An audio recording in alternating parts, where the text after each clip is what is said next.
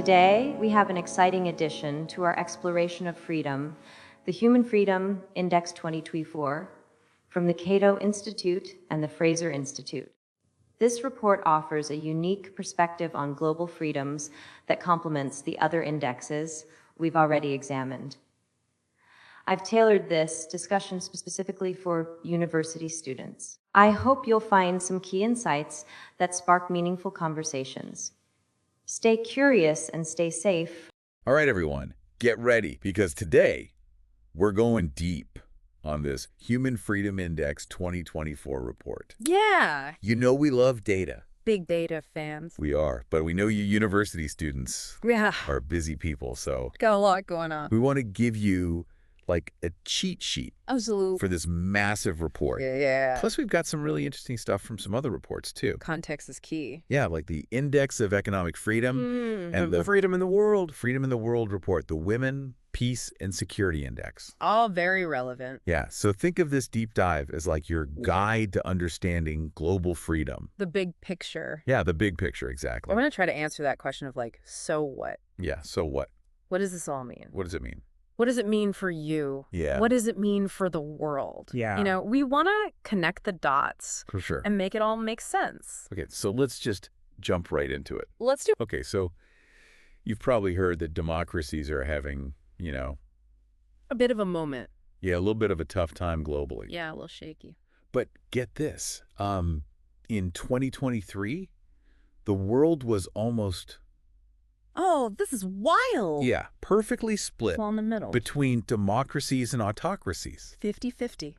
That's crazy, right? It's pretty mind-blowing when you think about it. Yeah. So you know what's really interesting about the Human Freedom Index? Yeah. It's not just looking at like political systems in a vacuum. Right. It's taking this multidimensional approach. Uh-huh. So we're talking about personal freedom. Okay. We're talking about economic freedom. Yeah. And it's saying these things are connected. Right. They go hand in hand, you know? They do, yeah. Now, the Cato Institute and the Fraser Institute. Oh, yeah, those guys. Yeah, they're the brains behind this report. Yeah, they are. And they've been tracking these trends for years. For years, yeah. So they've got a lot of data to work with, They do. which is great for data nerds like us. It is. We love it. So what's the big headline? Yeah, what's the takeaway? From the 2024 data. From the 2024 data, yeah. Well, unfortunately, it's not great news. Okay. Global freedom has actually declined Oh, no. for the 15th year in a row. Oh, that is a rough streak. It's a bit of a bummer. Yeah. Yeah. Are there any bright spots, though? Oh, absolutely. Like any, regional? Yeah, regionally. Yeah. There are some bright spots. Okay.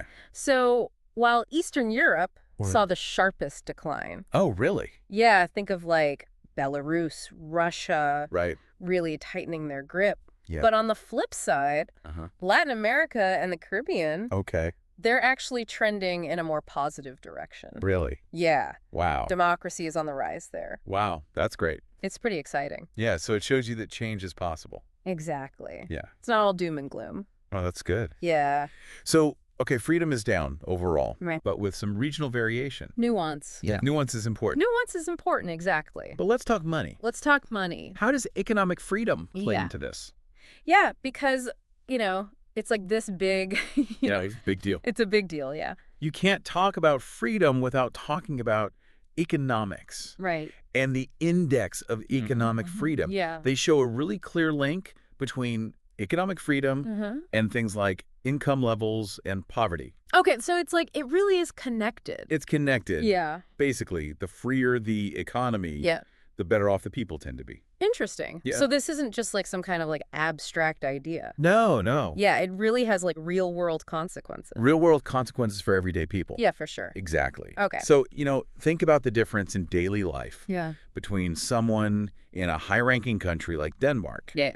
versus, say, Venezuela or Turkmenistan, which are at the bottom of the list. Huh. Right. I mean, Denmark has excellent social safety nets, Yeah. opportunities for its citizens. Okay. Whereas those other countries, Yeah. they struggle with poverty, limited access to basic needs. Yeah, totally different. It's a stark contrast. It is, yeah. But here's the thing. Yeah. Even in Denmark, even in a country like Denmark, Uh-huh. women's access to justice isn't perfect. Oh, interesting. There's no country Right. with a perfect score on that. Right. So even the top performers have areas to improve. Yeah. It's not just about reaching a certain score. Yeah. It's about constantly striving for better. So it's an ongoing process. It is. Okay. These reports, they provide a snapshot, Right. a starting point. Yeah. It's up to us to use that data to understand the nuances Yeah. and think critically about how to make things better. Okay, yeah, so we've got the big picture. Yeah. Freedom is declining globally, but with some regional exceptions. And economic freedom is really crucial for overall well-being. Absolutely. But what about specific threats to freedom? Right. What are those things that are dragging those scores down? Yeah. Well, there are some worrying trends emerging globally. Okay. One of the things that we're seeing is what's called the shrinking of civic space. Okay, the shrinking of civic space. Yeah. What does that mean? So civic space is basically the ability for people and organizations to freely express themselves Right. and challenge those in power. Okay. So we're talking about things like harassment of journalists, Uh, biased media, attempts to control the narrative. okay, so it's like it's getting harder to... It's getting harder to speak truth to power and hold those in power accountable. You know, this stuff hits close to home. It does. You know, it's easy to take these freedoms for granted It really is. until you see them being eroded elsewhere. Yeah, for sure. And it's a global issue. It is, yeah. The Freedom House report highlights the recent elections in Poland, Oh, yeah. where the ruling party tried to manipulate the outcome. Wow. You know, these sorts of attacks on democratic norms, they're becoming increasingly common. That's scary. It is a little bit scary. And it's not just governments either. Right. Organized crime is also becoming a major threat to democracy. Yeah, how so? Well, take the assassination of a presidential candidate in Ecuador. Oh, wow. That really highlights how organized crime can just undermine democratic processes. Right. You know, it creates this instability, a climate of fear, where people are afraid to speak out, Oh, yeah. or participate in the political process. Yeah, that makes sense. It's dangerous. It is, yeah. Okay, so we've got declining global freedom, Yeah. economic disparities, Uh-huh. threats from governments, Right. threats from organized crime. Oh, my goodness. This is getting a little heavy, I know. This is a lot. But, you know, we can't forget about the women. Right. Yeah, of course. How are they impacted by all of this? Yeah, and that's where the Women, Peace, and Security Index comes in. Okay. This report really emphasizes that women's inclusion, Okay. justice, and security, Yeah. they're crucial not just for women themselves, Right. but for overall societal well-being. Okay, so it benefits everyone. Benefits everyone. Yeah. It's about understanding that a society where women are empowered Yeah. and their rights are protected, Uh-huh. that benefits everyone. Okay. It's a win-win. Right. But we also know Yeah, that women are disproportionately affected by absolutely. conflict and violence. Yeah, proximity to conflict severely impacts women's lives. Yeah.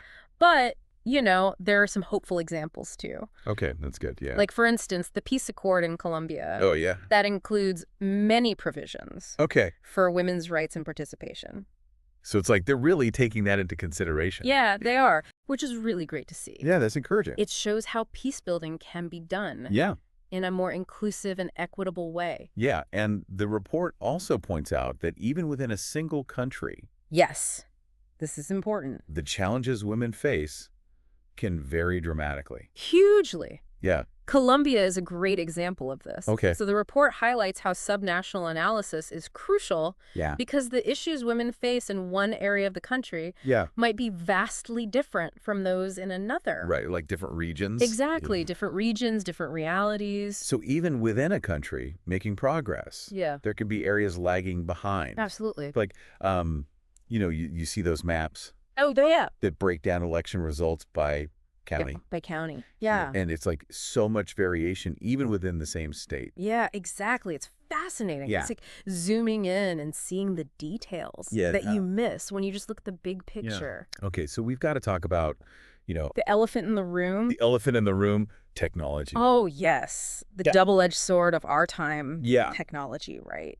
It's a powerful tool It is. that can be used for good or bad. Right, exactly. And we're seeing that play out Absolutely. in a lot of different ways. In real time. Yeah. So technology can empower individuals, Yeah. but it's also being increasingly used for censorship. Oh, yeah. and spreading disinformation. That's the scary part. Yeah. Especially on social media. Social media is a whole other beast, isn't it? It is. It's like a whole... It's a full world unto itself. It's a whole world, yeah. And it's got its own rules, and Yeah. it's got its own dangers. It does, yeah. The VDEM Digital Society Project, they've Yeah. got these reports Okay. that highlight how social media censorship is on the rise, Oh, no. particularly in countries like Afghanistan, Right. Bangladesh, and Russia. Okay. It's like a digital iron curtain Oh, wow. descending in some parts of the world. That's kind of scary. It is a bit unsettling. Yeah. But on a more positive note, Okay, good. there are some countries that are actually moving in the right direction. Oh, that's good to hear. Yeah, so Brazil, the Dominican Republic, the Gambia, the Maldives, and the Seychelles. Oh, okay. They've all improved their digital freedom scores. Wow. So it shows that it's not just about the technology itself. No, it's about how it's used and controlled, So it's- who's in the driver's seat, Exactly. and what are their intentions. Right. Yeah. So yeah, it's a mixed bag on the tech front, Okay. but there are some glimmers of hope. That's good. That's good. Yeah, we have to hold on to those. Okay, so this is a lot. It is a lot. We've got declining global freedom. Yeah. We've got economic disparities. We've got political instability, Mhm. threats to women's rights, Right. and this complex role of technology. It's a lot to unpack. It is. But remember, this is just the tip of the iceberg. Right, We're aiming to give you the highlights. Yeah. So you can go deeper on your own. Yeah, There's a whole world of information out there, there is. and we encourage you to explore it. Okay, so let's dive back into this data Let's do it. and see what other insights we can pull out. I'm ready when you are. Okay. Let's go. All right. Let's get nerdy. nerdy. One thing that really jumps out at me Yeah. when you look at all these reports together Uh-huh. is just how interconnected these issues are. Okay. I mean, we've got Yeah. economic freedom tied to personal freedom, Right. threats impacting both men and women, Yeah. and technology either helping or hurting democracy. Right. It's like a giant complex web. Yeah, it really is. It's all intertwined. Yeah, and it's like understanding those connections Yeah. is key for anyone who wants to make a difference. Yeah, absolutely. It's not enough to just know the problems. Right. You have to understand Or root causes the root causes, yeah. and how they influence each other. Exactly, yeah. So take government integrity, for example. Go. The Index of Economic Freedom Uh-huh. highlights how corruption just undermines economic freedom. Right. And that, in turn, Yeah. impacts access to education, Yeah. healthcare, even basic necessities. Wow. So it's a domino effect. Yeah. Yeah. And then when people are struggling just to survive, Brett, Yeah. They're more vulnerable to Uh-huh. exploitation and manipulation. more likely to fall prey to those who promise easy solutions, Right.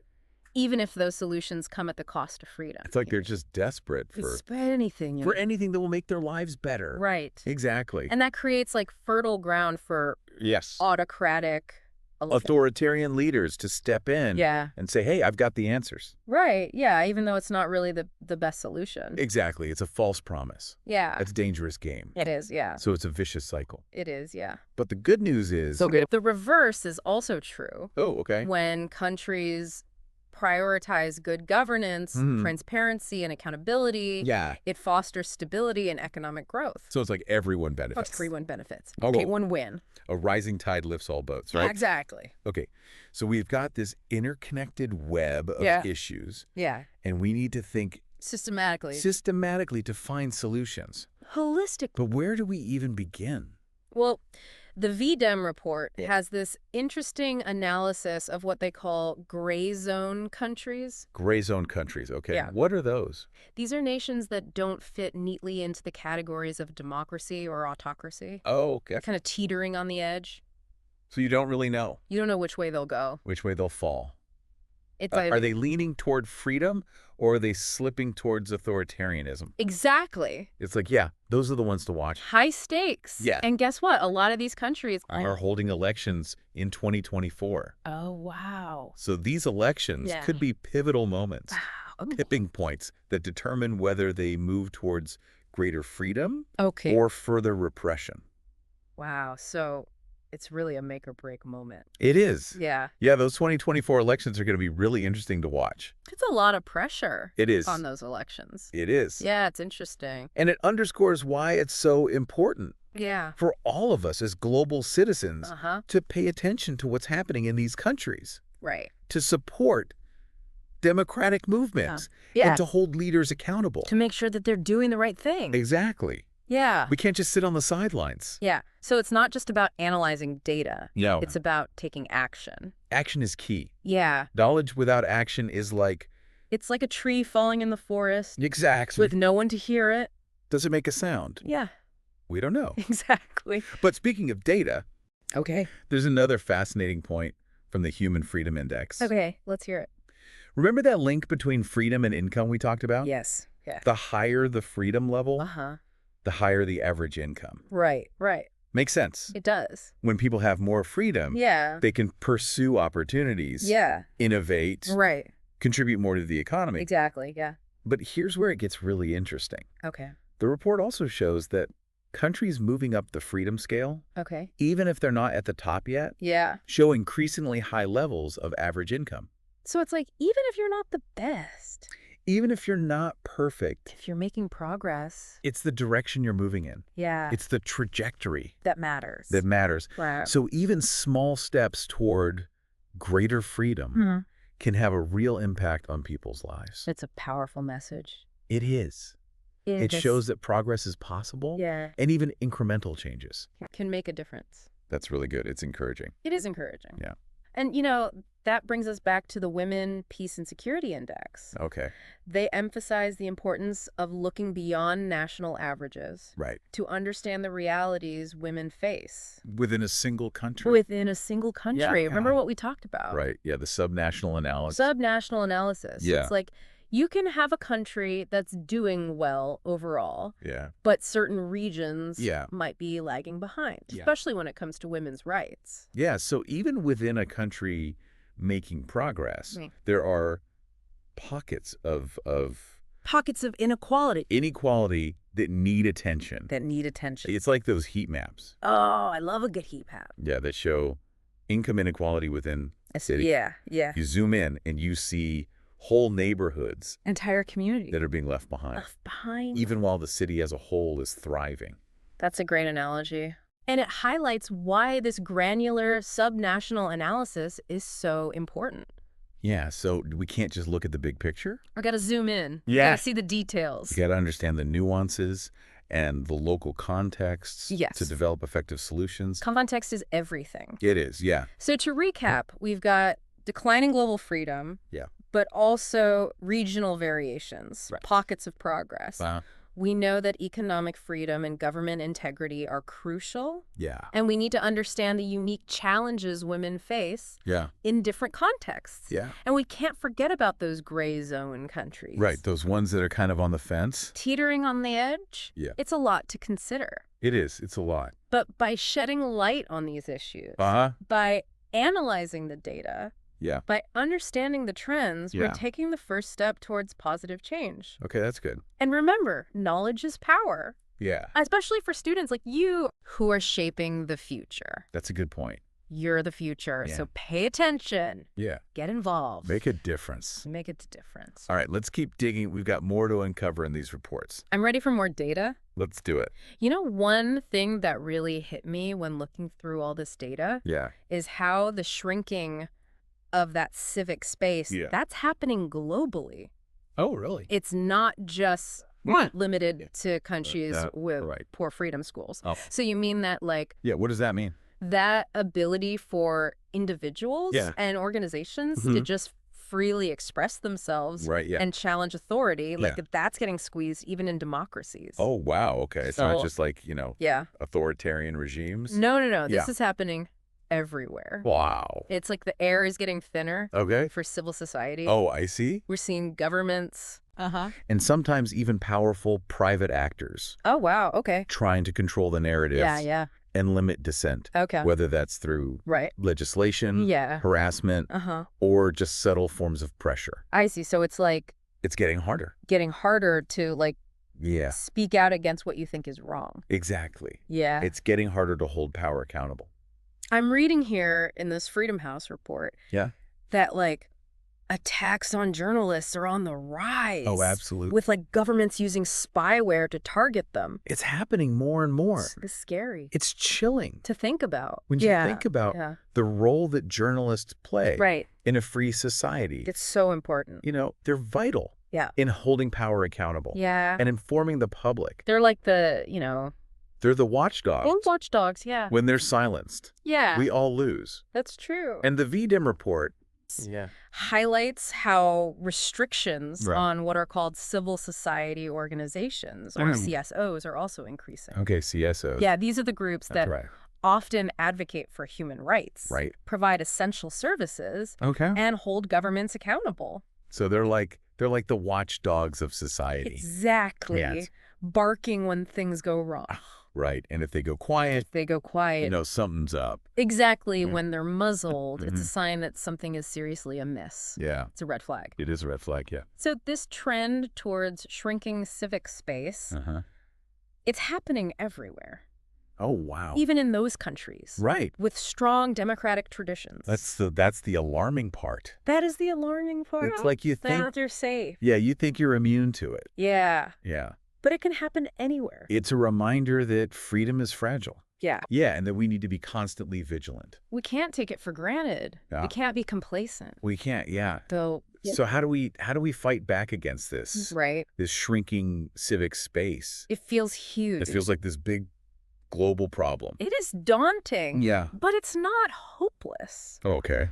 The reports offer some solutions. Okay, that's good. So, for example, the VDIM report stresses the importance of international cooperation. Okay. Democracies need to stand together and support each other, especially when they're facing pressure from authoritarian regimes. Like united we stand. United we stand. Divided we fall. Divided we fall. Right. Exactly. Yeah. And the Freedom House report calls for strong legal frameworks to protect fundamental freedoms. Like what kind of? Like freedom of expression, association, and the press. So it's like you need good laws and an independent judiciary to enforce them. Right. So it's not just about having the laws. No, it's about making sure they're actually upheld. You got to, make sure they're, upheld and enforced. Yeah. And we can't forget about the role of grassroots movements and those on-the-ground organizations. The ones that are actually doing the work. Working to defend that civic space. Often at great risk to themselves. Often at great personal risk. Yeah. They're the ones who are often facing the brunt of the repression. Right. So they need our support. They do, yeah. And the Women, Peace, and Security Index really drives this point home. Yeah. They highlight the importance of supporting women-led organizations and movements, especially in conflict zones, because they are often the ones leading the charge for peace and justice. For peace and justice, yeah. And remember what we discussed earlier about the Index of Economic Freedom? Yeah. Addressing corruption is crucial too. Okay, so it all ties back together. It's all connected. Yeah. Corruption weakens governance. It creates these opportunities for abuse of power, which often translates into further restrictions on civic space. So it's like it's a domino effect. It's a vicious cycle. It's a multifaceted problem requiring a multifaceted approach. We need all hands on deck. Yeah. We need to be strengthening international cooperation, supporting domestic legal frameworks, empowering grassroots organizations, and tackling corruption. Wow, that's a lot. It is a lot, but remember, even small actions can make a difference. Okay, that's good. So staying informed, engaging in dialogue, supporting organizations, fighting for freedom, holding our own leaders accountable. Yeah. These are all ways we can contribute. So it's about understanding that freedom isn't a spectator sport. It's not a spectator sport. We all have a role to play. We all have to be active participants. Exactly. You know, on a slightly different note, I think it's important to acknowledge the human cost of all of this. Oh, for sure. You know, these reports, they're full of data, statistics. Right. But behind those numbers are real people. Whose lives are deeply impacted by these trends. It's easy to forget that when you're just looking at the numbers. It is. Yeah. But these aren't just abstract concepts we're talking about. No, these are real lives. Real lives. Yeah. The decline in freedom. Yeah. the shrinking civic space, the rise of authoritarianism, these have real consequences. Real consequences for people. For individuals and communities. Yeah. Think about the women facing increased risks of displacement, sexual violence, and economic hardship due to conflict, as highlighted in that Women, Peace, and Security Index. Yeah. It's a powerful reminder that it's not just words on a page. No. It's real people. Real people's lives, or the journalists, activists, political prisoners being persecuted for their beliefs, or simply for exercising their fundamental rights, as detailed in the Freedom in the World report. Right. These are the human faces. Yeah. It's easy to forget that. It is. When you're looking at the data. But we have to remember, their stories need to be heard. They do, yeah. So it's a sobering reminder that this data represents real lives and real struggles. It makes it all the more important. It makes it all the more urgent to fight for a world where everyone can enjoy the benefits of freedom and security. Yeah.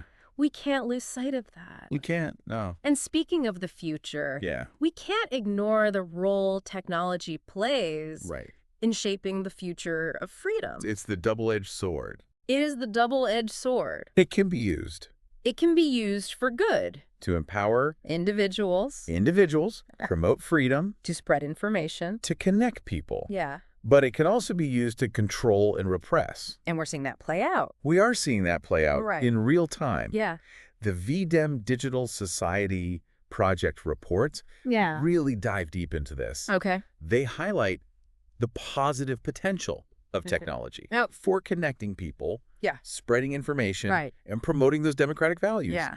But they also warn of the rising threat of digital authoritarianism. The digital authoritarianism. Where governments use technology for surveillance, censorship, and manipulation.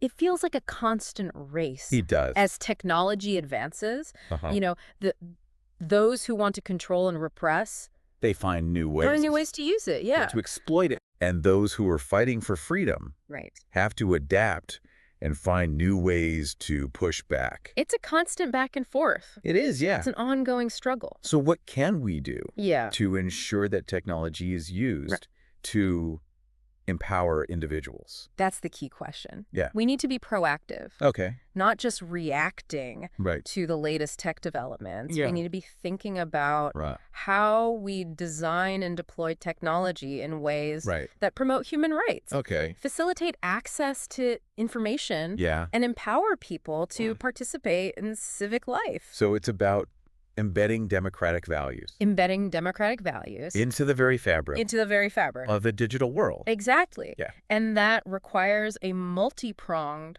approach. Right. So what can we do? We need strong legal frameworks that protect those digital rights. Okay. Just as we have for offline rights. Right. We need to promote digital literacy. Okay. So people understand. So people can critically evaluate information. Right. Recognize attempts at manipulation. Yeah. We need to support organizations and individuals who are developing and using technology for good. So it's about combining that technological innovation with a strong commitment. To democratic values. And it's about recognizing that this is an ongoing process, a constant evolution that requires us to be adaptable, innovative, and engaged. We can't just sit back and hope for the best. We have to actively shape the digital world we want to live in.